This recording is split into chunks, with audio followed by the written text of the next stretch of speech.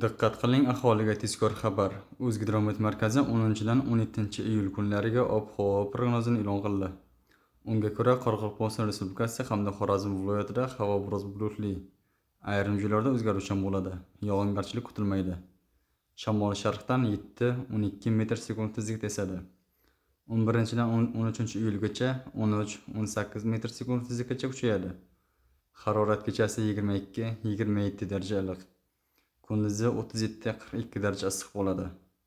Buxoro va Navoiy viloyatlarida havo biroz bulutli, ayrim joylarda o'zgaruvchan bo'ladi. Yog'ingarchilik kutilmaydi. Shamol sharqdan 7-12 metr sekund tezlikda esadi. 11-dan 13-iyul kunlarigacha 13-18 metr sekund tezlikkacha kuchayadi. Harorat kechasi 22-27 darajа iliq.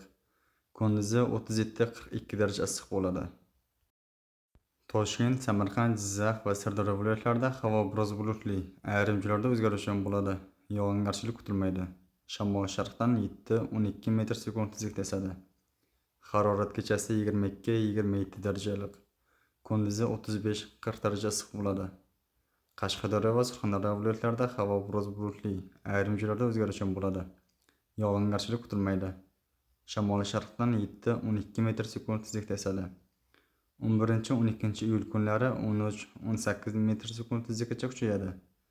Harorat kechasi 22-27 darajа iliq. Kunduzi 38-43 darajа issiq bo'ladi. Farg'ona vodiysi viloyatlari, ya'ni Andijon, Namangan hamda Farg'ona viloyatlarida havo biroz bulutli, ayrim joylarda o'zgaruvchan bo'ladi. Yog'ingarchilik kutilmaydi. Shamol sharqdan 5-10 metr sekund tezlikda esadi. Harorat kechasi 22-27 darajа iliq. Kunduzi 35-40 darajа issiq bo'ladi.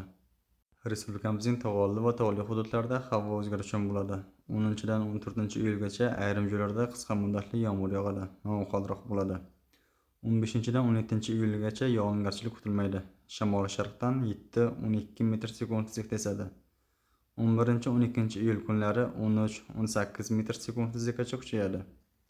Harorat kechasi 15-20 darajа iliq. Kunduzi 25-30 darajа iliq bo'ladi. O'zingizni asrang, xayr, salomat bo'ling.